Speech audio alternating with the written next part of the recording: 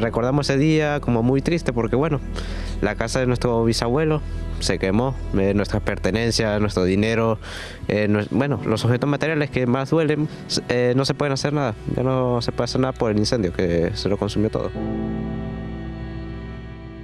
Pois quen fala con esta enteireza, a pesar de todo, é un dos dous fillos de Raúl, menores de idade os dous, que viron como ardía a casa este martes de Noiteboa, a casa na que vivían con seu pai. Pasou na aldea de San Pedro, aí en Castrelo de Miño, e efectivamente, por sorte, cando pasou isto, cando comezou a arder esa casa, supostamente por un circuito, ningún dos tres, nin pai, nin dos dous fillos, estaban dentro desa vivenda. De feito, foron os veciños quen se decataron que estaba ardendo esa casa e chamaron inmediatamente a Raúl por teléfono. Estades aí? Non, nin eu, nin os meus fillos. Cando chegaron, xa prácticamente non quedaba nada. Esa casa era a casa dos avós de Raúl, que marcharon para Venezuela emigrados buscando unha mellor vida. E Raúl naceu e viviu en Venezuela ata hai 5 anos, que veu por aquí buscando tamén algo de fortuna. As cousas ían bastante ben e decidiu traer os seus dous fillos para Galicia, para a casa dos seus avós. Agora perderono todo, pero atención, mirade por aí porque unha vez máis a enorme solidariedade que esperta pois o caso dunha familia que o perdeu absolutamente todo.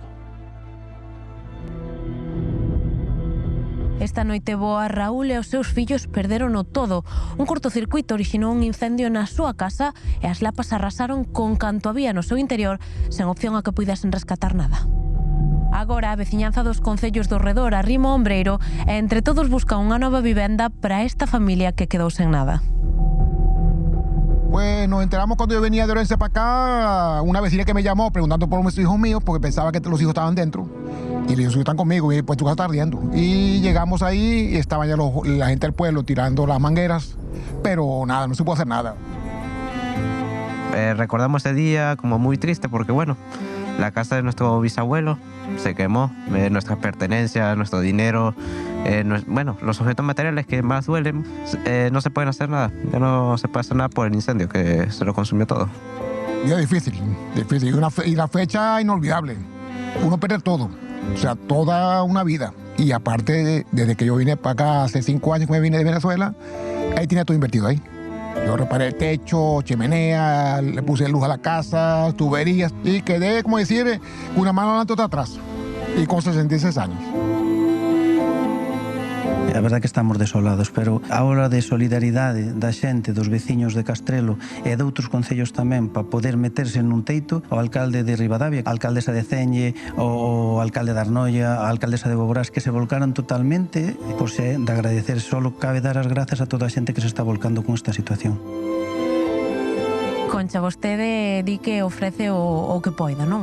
Teño 2 fillos que teñen roupa que a veces que apartan, pero non teño outra cousa. Hai unha cuenta da Asociación de Macendo para que poidan axudalos económicamente. Eu cedo a casa porque teño en venta, entonces eu cedo a si o necesitan, no momento que necesiten, porque é moi duro.